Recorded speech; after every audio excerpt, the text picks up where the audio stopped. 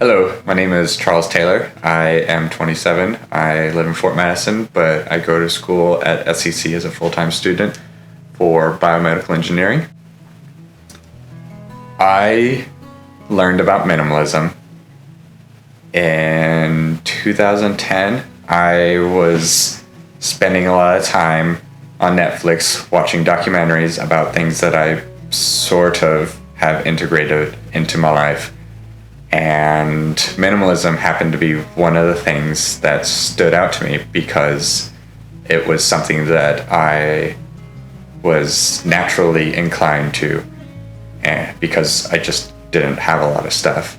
And I felt comfortable not having a lot of stuff. It was important for me to continue that in a way to save money and also to sort of not fit in.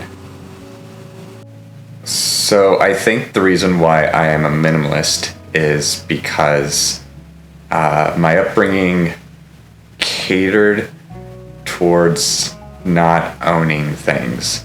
I consequently don't like to own things. It takes up too much mental effort to take care of stuff and to worry about it and to care if other people worry about what I have or what I don't have, and not thinking about things in my life frees up a lot of mental space and acuity for more important matters for me. I practice being a minimalist by making very conscious decisions about what I add into my life and what I do not. I use the same clothes over and over again, and it's about a week's worth of clothes, and then I wash them at the end of the week. And any other small necessities are things that I use daily and that I make sure to take care of well enough that I can continue to use them daily without needing to replace them. It helps me to declutter the household and then subsequently my mind. I have tattoos because I like the idea that the art is not permanent. I like that people are going to be able to see the tattoo from its inception to the day that my body is disposed of. And I think everybody appreciates art. I think that people tend to enjoy art on a person's body more. Tattoos are generally appealing. And I like that tattoos can be highly personal to each individual. And it changes from individual to individual, such as myself. I have bees in all of my tattoos, almost all of my tattoos, and I will continue to put a bee into each one because of other important reasons. And I think that it's good to keep a pattern alive, because I think that as much of art, a lot of art is focused on patterns and what a person can recognize and be aware of and relate to the world.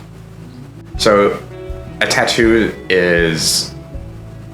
it's nominally expensive depending on the artist and the size of the art that you are tattooing on your body.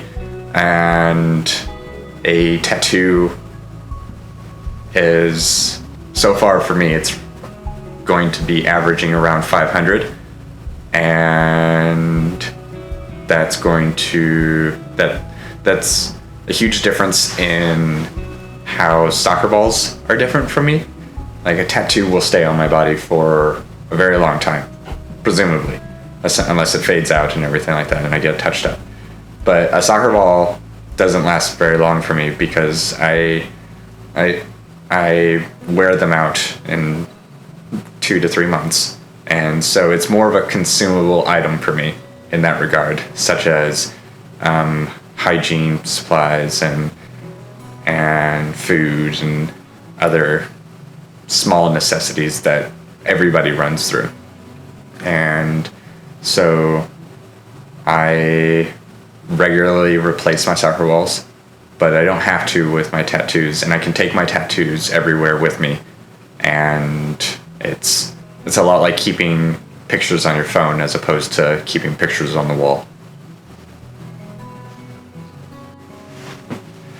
A person can become a minimalist by first evaluating how they feel their relationship with items is in their mind. Like it matter.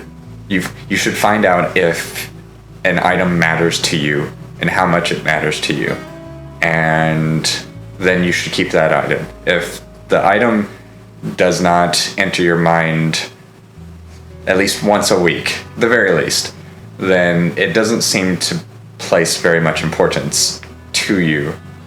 And if you're keeping things because of nostalgia or because somebody gave it to you and you have an emotional connection to it, then you should question whether or not you have an emotional connection to it or to the person that gave you the item, because the item is not as important as the person, and the feelings that you gained from that person is what matters more.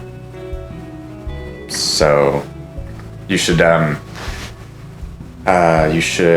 deconstruct what matters and what you are daily using in your life. And once you cut out all the other stuff, it just makes everything run smoother in your life. So whenever I talk about minimalism, people don't really understand it as well. So some things and tips that I generate normally is that I save lots of money because I don't have to spend on things that I otherwise won't use more than once. So a tip is to look at a purchase that you may or may not make and consider whether it will last you for a year, whether you're going to watch it, use it, or want it to be around you every day. And if it doesn't fit any of that criteria, then it doesn't place enough of importance in your life. If you become a minimalist and you're wanting to become a minimalist, then one of the things is that paring down on items helps you to be more mobile, and mobility is very useful in a progressive world, and it'll detract from certain social obligations, such as going out shopping with your friends. And you can still be just as much fun while shopping. You just don't have to blow $60 on one piece of clothing that you're not going to use often. I never have intended on being remembered and or documented. It's not important for me that I become important. And a lot of my lifestyle is built around that, such as minimalism. I don't want to die, and I don't want people to have to shuffle through my stuff and say, look at this crap, and have to take care of it. I want my tattoos to be with me and then to be gone when I'm gone. And I like accepting that things are not permanent. And I like to embrace the fact that things need to be let go of.